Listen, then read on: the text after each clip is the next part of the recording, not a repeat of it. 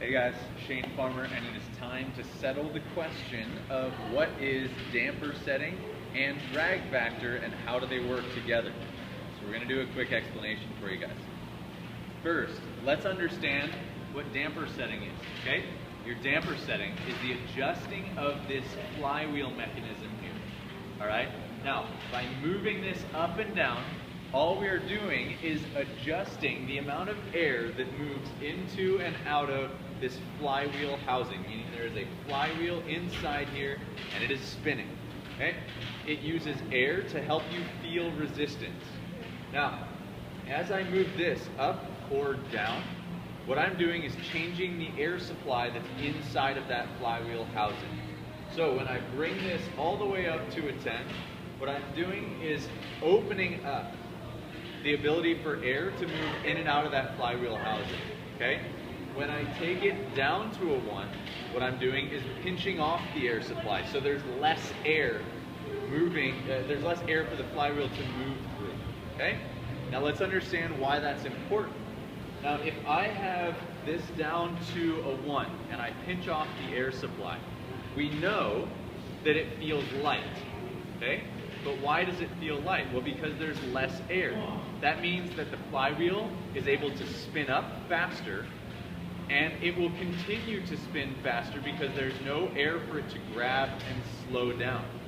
Now when I take it up to a 10, what I'm doing is flooding this flywheel housing with air, which means that it is harder to get the flywheel spinning up to speed. And once I do get it up to speed, it's going to slow down much faster because there's a lot of air for the flywheel to grab. So that is what damper setting is, okay? When I move this up and down, that's all I'm adjusting.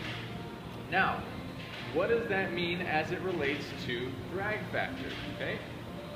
The great part is that this is consistent. Every Concept 2 erg, whether it's a new or an old one, they all have this mechanism here. But every machine has been used a little bit more or a little bit less, is stored in different places in the gym, might be dirtier or cleaner. Now why that's important is because surrounding every flywheel housing is this mesh cage, okay? Now that mesh cage has little tiny holes all around it. So if a machine gets more dirty, what's gonna happen is that dirt clogs those tiny little holes on this perforated metal that runs around the flywheel housing, okay? What that changes is that it affects the airflow that runs into here. So if I go to 5 different machines and I set them all to a 5, if we understand that the air supply is critical for how the flywheel spins up and slows down, it makes sense that there's going to be a big impact if the machine is dirty or clean, because now this mesh cage, which normally is a constant for the machine, is not always a constant because it is going to change depending on how dirty it is or how clean it is. So what we have as a tool and a way to calibrate damper setting is called drag factor.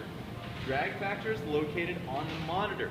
Okay? Now from the main menu on the monitor, you would go to more options and display drag factor.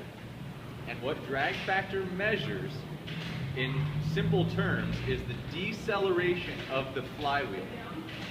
And what this tells us is that if we were to set our drag factor at the same number, regardless of what machine we use, it will feel the same every time. Whereas if we set it at a 5, if we set our damper setting instead of our drag factor, a 5 will feel different on this machine and on an older machine. And that's why we want to use drag factor. Drag factor uses units that run from the low 90s to the high 100s, 190, maybe touching 200. But what you need to understand is that that is simply measuring deceleration of the flywheel, and it gives us the ability to calibrate what is actually happening in this flywheel housing. So what we're getting at is that damper is not a consistent or an accurate measure of what kind of resistance you are going to feel. Drag factor is going to be a consistent measure for you. So go to your erg, set it to a 5, go to your monitor, pull up the drag factor, and test what is that drag factor number. Okay?